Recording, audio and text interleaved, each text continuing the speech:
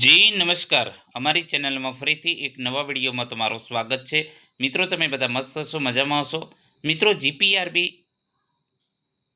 હેડ constable driver mechanic grade 1 માટે જે જાહેરાત આવેલી, તો એની પરીક્ષા ટૂંક સમયમાં એટલે કે અઠવાડિયાની અંદર આવતા રવિવારે 23/8/2026ના રોજ યોજાનાર છે. તો મિત્રો, ઘણા મિત્રોના મેસેજ ફોન આવેલા કે સર અમારા માટે પણ વિડીયો બનાવો જેથી કરીને અમને પણ થોડો ફાયદો થાય. તો ચાલો મિત્રો, હમણાં 2-3 કલાક પહેલાં એક વિડીયો બનાવેલો, સારો એવો પ્રતિસાદ મળ્યો. હજુ પણ વધુમાં વધુ વિડીયો શેર કરો. હજુ અઠવાડિયું તમારી પાસે છે સમય, તો હજુ પણ તમને વધુ વિડીયો બનાવી આપીશું જેથી કરીને તમને આવનારી પરીક્ષામાં ઘણો ચોક્કસ ફાયદો થશે. તો મિત્રો, લાઈક પણ કરો, શેર કરવાનું ન ભૂલતા. મિત્રો, તમે વિડીયો જોવો છો પણ લાઈક નથી કરતા, ખરેખર દુઃખ થાય છે. તમારા માટે સમય નીકાળી અને વિડીયો બનાવીએ તેમ છતાં તમે એક લાઈક પણ નથી કરતા. વિડીયો જોવો છો, 300-350 વિદ્યાર્થીઓએ વિડીયો જોયો, પરંતુ લાઈક માત્ર ને માત્ર 10 કે 15. ખરેખર મિત્રો, કોઈ તમારા માટે મહેનત કરતું હોય તો તમે પણ ફક્ત લાઈક તો કરી શકો, એ માટે પૈસા કંઈ આપવાના નથી. તો લાઈક અને શેર કરવાનું ન ભૂલતા. તો ચાલો મિત્રો, ફરીથી પણ ઓછા સમયમાં વધુ પ્રશ્નો સોલ્યુશન કરીશું. જે 100 પ્રશ્નો અગાઉના વિડીયોમાં, આ વિડીયોમાં પણ ફરીથી બીજા 100 પ્રશ્નો. અહીં મિસ્ટેક થઈ છે, 101થી 150 લખ્યો છે, 101થી 200 પ્રશ્નો છે, બરાબર, થર્મોડાયનેમિક અને થર્મલ એન્જિનિયરિંગના. તો ચાલો મિત્રો, થર્મોડાયનેમિક પ્રોપર્ટી એટલે શું? જે ડાયનેમિક પ્રોપર્ટી કોને કહીશું? તો સિસ્ટમની સ્થિતિ સાથે સંબંધિત માપી શકાય તેવી રાશિ, જેને થર્મોડાયનેમિક પ્રોપર્ટી કહેવામાં આવે છે. એના પછી નીચેનામાંથી ઇન્ટેન્સિવ પ્રોપર્ટી કઈ છે? મોસ્ટ મોસ્ટ મોસ્ટ મોસ્ટ લખી લો તમે નોટબુકમાં આજે નાજે. આ પ્રશ્ન 100% હશે. ઇન્ટેન્સિવ પ્રોપર્ટી કઈ અથવા તો કઈ નથી, તો એ તમારે તૈયાર કરી લેવાનું. કોઈ પણ એન્જિનિયરિંગનું, મિકેનિકલ એન્જિનિયરિંગનું કોઈ પણ પેપર ઉપાડી લો, એમાં આ પ્રશ્ન, કેમ કે મેં 50-52 પરીક્ષાઓ આપેલી છે, તો હું જ્યારે પણ પરીક્ષા આપવા જાઉં છું આ પ્રશ્ન હોય છે. કોઈ પણ એક્ઝામમાં આરટીઓની આપેલી છે, જીએસએસએલની, ઓએનજીસીની, પછી સુપરવાઇઝર ઇન્સ્ટ્રક્ટર આઈટીઆઈ, કોઈ પણ એક્ઝામમાં આ પ્રશ્ન ફરજિયાત દરેક જગ્યાએ હોય છે. તો આ ખાસ તૈયાર કરી લેજો. ઇન્ટેન્સિવ પ્રોપર્ટી અને એક્સટેન્સિવ પ્રોપર્ટી, આ ખાસ તમે કઈ ઇન્ટેન્સિવ કઈ એક્સટેન્સિવ 100% તમારા પેપરમાં નોટ કરવું હોય તો કરી લો. આ પ્રશ્ન તમારા પેપરમાં હશે 100%, જે 23 તારીખે તમારી પરીક્ષા હશે એમાં. તો નીચેનામાંથી કઈ ઇન્ટેન્સિવ પ્રોપર્ટી છે? તો ઓપ્શન સી સાચો, ટેમ્પરેચર જે છે ઇન્ટેન્સિવ પ્રોપર્ટી છે. એના પછી એક્સટેન્સિવ પ્રોપર્ટી. હવે મિત્રો, ડિટેલમાં તમે તમારી બુકમાં જોઈ લેજો. વધુ સમય, મતલબ કે તમને સમજાવવામાં ઘણો સમય લાગી જશે અને આપણો વિડીયો વધુ લાંબો થઈ જશે. એ પ્રમાણે એક્સટેન્સિવ પ્રોપર્ટી અને ઇન્ટેન્સિવ પ્રોપર્ટી તમારી રીતે જોઈ લેજો, બરાબર. એ કોને કહેવાય છે, બરાબર, એ પ્રમાણે આપણે ડાયરેક્ટ ચર્ચા કરીએ. નીચેનામાંથી એક્સટેન્સિવ પ્રોપર્ટી કઈ છે? તો માસ જે છે એક્સટેન્સિવ છે, બરાબર. પ્રેશર, ટેમ્પરેચર, ડેન્સિટી છે ઇન્ટેન્સિવ પ્રોપર્ટી છે. ડેન્સિટી કઈ પ્રકારની પ્રોપર્ટી છે? તો તે ઇન્ટેન્સિવ પ્રોપર્ટી છે. મોસ્ટ આઈએમપી પ્રશ્નો છે. સ્પેસિફિક વોલ્યુમ શું છે? તો યુનિટ માસ દીઠ વોલ્યુમ, જે એને સ્પેસિફિક વોલ્યુમ કહેવામાં આવે છે. સ્પેસિફિક વોલ્યુમ અને ડેન્સિટી વચ્ચેનો સંબંધ શું છે? તો એકબીજાના રેસિપ્રોકલ છે, બરાબર. એના પછી પ્રેશરનું એસઆઈ યુનિટ શું છે? તો પાસ્કલ. મોસ્ટ આઈએમપી પ્રશ્નો છે. 1 પાસ્કલ બરાબર શું છે? તો 1 ન્યૂટન મીટર પર સ્ક્વેર. મોસ્ટ આઈએમપી પ્રશ્નો છે મિત્રો. જે હું તમને આઈએમપી કહું છું એ નોટ જ, અને આ જે મેં બનાવ્યા છે એ આઈએમપી જ છે મિત્રો.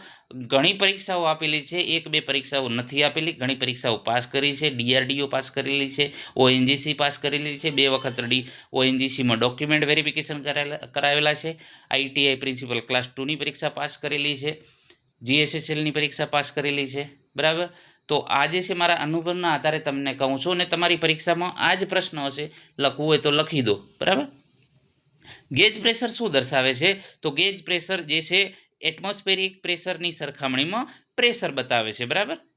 એબ્સોલ્યુટ પ્રેશર બરાબર શું? મોસ્ટ આઈએમપી પ્રશ્ન છે. આ તમારા પેપરમાં ટપકી જશે, લખી લો. તો તેનો સાચો જવાબ છે gauge pressure plus atmospheric pressure. Absolute pressure એટલે વેક્યુમ પ્રેશર ક્યારે હોય છે? તો વેક્યુમ પ્રેશર જ્યારે પ્રેશર એટમોસ્ફિયરિક પ્રેશર કરતાં ઓછું હોય છે એને આપણે વેક્યુમ પ્રેશર તરીકે ઓળખીએ છીએ. એના પછી થર્મોડાયનેમિક ઇક્વિલિબ્રિયમમાં સિસ્ટમ કઈ સ્થિતિમાં હોય છે? જે થર્મોડાયનેમિક ઇક્વિલિબ્રિયમમાં સિસ્ટમ કઈ સ્થિતિમાં હોય છે? તો તેના સંબંધિત ઇક્વિલિબ્રિયમ કન્ડિશન સ્થિર હોય. બરાબર. એના પછી ઝીરો લો ઓફ થર્મોડાયનેમિક્સ એનો આધાર આપે છે? તો ટેમ્પરેચર મેઝરમેન્ટ પર. એના પછી વાત કરીશું, જો એ અને બી થર્મલ ઇક્વિલિબ્રિયમમાં હોય અને બી અને સી પણ થર્મલ ઇક્વિલિબ્રિયમમાં હોય તો ઝીરોસ લો મુજબ એ અને સી શું હોય છે? તો થર્મલ ઇક્વિલિબ્રિયમમાં હોય છે. બરાબર. હીટ અને વર્ક કઈ પ્રકારની ક્વોન્ટિટી છે? તો પાથ ફંક્શન. આ પણ પ્રશ્ન ટપકી જશે. ઇન્ટેન્સિવ એનર્જી કઈ પ્રકારની ક્વોન્ટિટી છે? તો તેનો સાચો જવાબ છે સ્ટેટ ફંક્શન.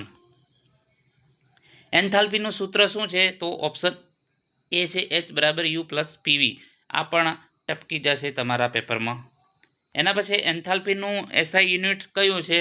તો ઓપ્શન એ જૂલ. બરાબર. એના પછી સ્પેસિફિક એન્થાલ્પીનું યુનિટ શું છે? જૂલ પર કેજી. મોસ્ટ આઈએમપી પ્રશ્ન છે. કોન્સ્ટન્ટ વોલ્યુમ પ્રેશરમાં બાઉન્ડ્રી વર્ક કેટલું હોય છે? તો 0. આઇસોથર્મલ પ્રોસેસમાં શું કોન્સ્ટન્ટ રહે છે? તો ટેમ્પરેચર કોન્સ્ટન્ટ રહે છે. મોસ્ટ આઈએમપી પ્રશ્ન પૂછી શકાય. આઇસોબેરિક પ્રોસેસમાં શું કોન્સ્ટન્ટ રહે છે? તો પ્રેશર. મોસ્ટ આઈએમપી યાદ પ્રશ્ન છે, તમારી પરીક્ષામાં આવી શકે એવો છે. આઇસોચોરિક પ્રોસેસમાં શું કોન્સ્ટન્ટ હોય છે?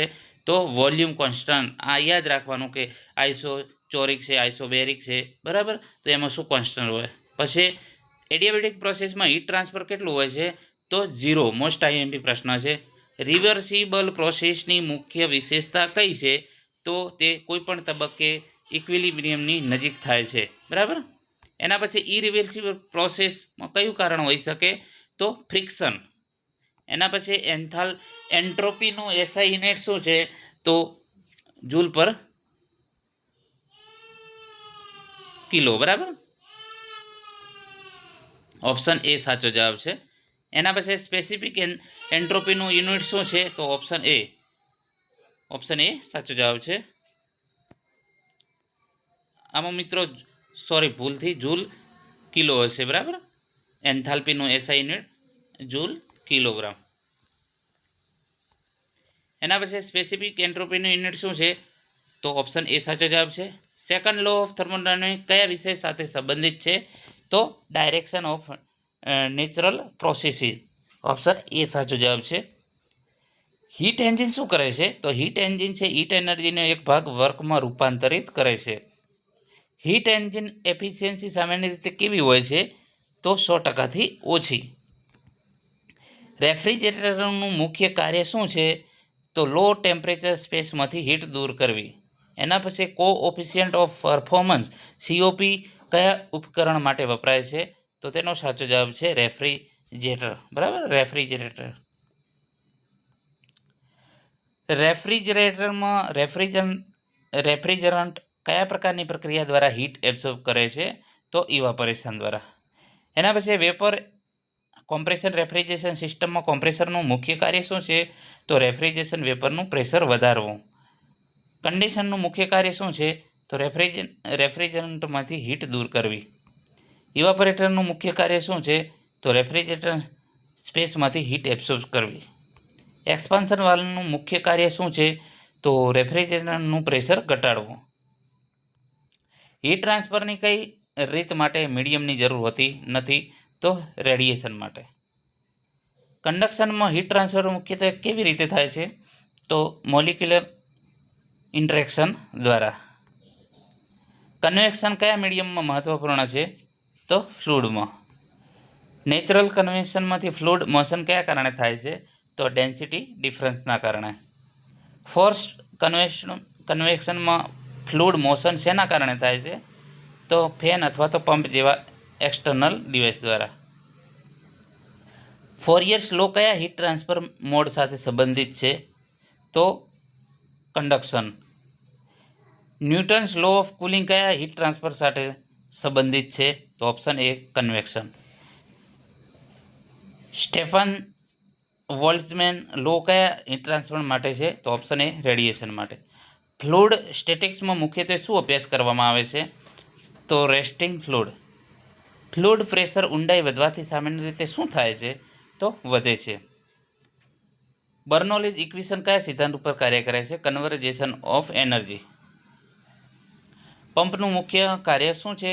તો ફ્લુઇડને એનર્જી આપી તેનું પ્રેશર અથવા તો હેડ વધારવું. બરાબર. હવે ઇન્ટરનલ કમ્બશન એન્જિન એના પ્રશ્નો છે 151 થી 200. બરાબર. આઈસી એન્જિનનું સંપૂર્ણ નામ શું છે? તો internal combustion engine. Option A સાચો જવાબ. આઈસી એન્જિનમાં કમ્બશન ક્યાં થાય છે? તો એન્જિન સિલિન્ડરની અંદર. આઈસી એન્જિનમાં એસઆઈનું પૂર્ણ નામ શું છે? તો સ્પાર્ક ઇગ્નિશન. સીઆઈ એન્જિનમાં સીઆઈનું પૂરું નામ શું છે? તો કોમ્પ્રેશન ઇગ્નિશન. પેટ્રોલ એન્જિન સામાન્ય રીતે કયા પ્રકારનું હોય છે? તો પેટ્રોલ એન્જિન સામાન્ય રીતે એસઆઈ એન્જિન. ડીઝલ એન્જિન સામાન્ય રીતે કયા પ્રકારનું એન્જિન છે? તો સીઆઈ એન્જિન. એસઆઈ એન્જિનમાં ઇગ્નિશન માટે સામાન્ય રીતે શું વપરાય છે? તો સ્પાર્ક પ્લગ. સીઆઈ એન્જિનમાં ફ્યુઅલ ઇગ્નિશન મુખ્યત્વે શેના કારણે થાય છે? તો હાઈ કોમ્પ્રેસર હોટ એર.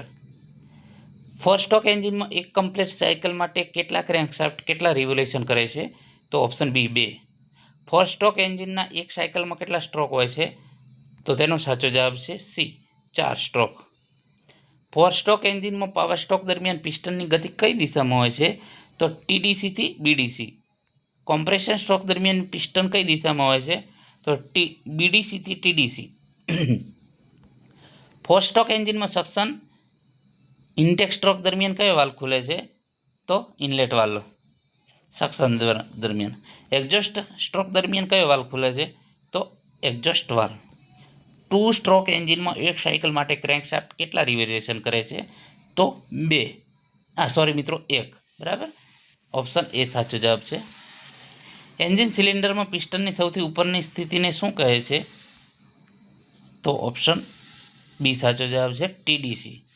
પિસ્ટનની સૌથી નીચેની ગતિને બીડીસી તરીકે ઓળખવામાં આવે છે. ટીડીસીનું પૂરું નામ છે top dead centre. Option A સાચો. બીડીસીનું પૂરું નામ શું છે? તો bottom dead centre. Stroke length એટલે ટીડીસી અને બીડીસી વચ્ચેનો જે અંતર છે એને સ્ટ્રોક લેન્થ તરીકે ઓળખવામાં આવે છે. બોર એટલે શું? બોર તો કે સિલિન્ડરનો આંતરિક વ્યાસ. સ્વેપ્ટ વોલ્યુમ શું છે? તો પિસ્ટન દ્વારા સ્વેપ્ટ કરાયેલ વોલ્યુમ. એના પછી ક્લિયરન્સ વોલ્યુમ ક્યાં હોય છે? તો પિસ્ટન ટીડીસી પર હોય ત્યારે સિલિન્ડરમાં બચેલો વોલ્યુમ. કોમ્પ્રેશન રેશિયો શું છે? તો ટોટલ સિલિન્ડર વોલ્યુમ અને ક્લિયરન્સ વોલ્યુમ. બરાબર. સામાન્ય રીતે કયા એન્જિનમાં કોમ્પ્રેશન રેશિયો વધારે હોય છે? તો ડીઝલ એન્જિનમાં. એન્જિનનું ક્રેન્કશાફ્ટ શું કરે છે? તો રેસિપ્રોકેટિંગ મોશનને રોટરી મોશનમાં રૂપાંતરિત કરે છે. કનેક્ટિંગ રોડ કયા બે ભાગોને જોડે છે?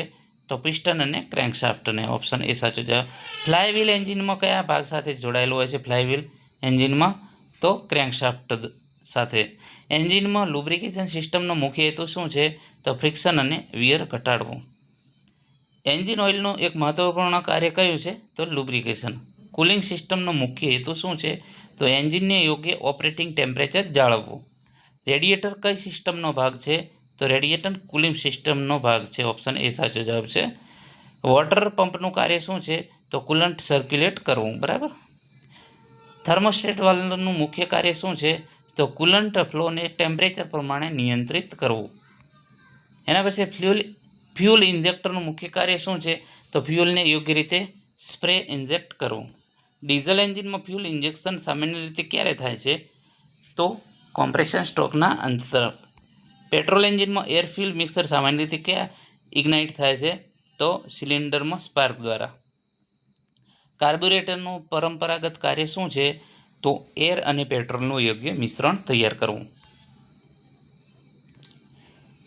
એમપીએફઆઈનું પૂરું નામ શું છે? તો મલ્ટી પોઈન્ટ ફ્યુઅલ ઇન્જેક્શન. એમપીએફઆઈ સિસ્ટમમાં ફ્યુઅલ ઇન્જેક્શન સામાન્ય રીતે ક્યાં થાય છે? તો ઇન્ટેક પોર્ટ પાસે ઇન્ડિવિડ્યુઅલ ઇન્જેક્ટર દ્વારા. સીએનજીનું પૂરું નામ શું છે? તો કોમ્પ્રેસ્ડ નેચરલ ગેસ. એલપીજીનું પૂરું નામ શું છે? તો લિક્વિફાઈડ પેટ્રોલિયમ ગેસ. સીએનજીમાં મુખ્ય ઘટક સામાન્ય રીતે કયું હોય છે? તો મિથેન. મોસ્ટ આઈએમપી પ્રશ્ન છે.